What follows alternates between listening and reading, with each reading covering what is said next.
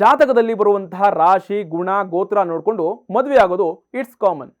ಹೆಚ್ಚಾಗಿ ಕೆಲ ಮದುವೆಗಳು ಮುರಿದು ಬೀಳುವುದಕ್ಕೆ ಕಾರಣ ಜಾತಕ ಅಂತಾರೆ. ಆದರೆ ಫೋಟೋ ನೋಡಿಕೊಂಡು ಮದುವೆಗೆ ಹುಡುಗಿ ಹುಡುಗ ಒಪ್ಪಿದ್ರು, ಜೊತೆಗೆ ಎರಡೂ ಮನೆಯವರು ಕೂಡ ಒಪ್ಪಿದ್ರು. ಎಂಗೇಜ್ಮೆಂಟ್ ಮದುವೆ ದಿನ ಫಿಕ್ಸ್ ಮಾಡೋಕೆ ಅಂತ ಎರಡೂ ಮನೆಯವರು ಒಂದು ಜಾಗದಲ್ಲಿ ಸೇರಿದ್ದಾರೆ.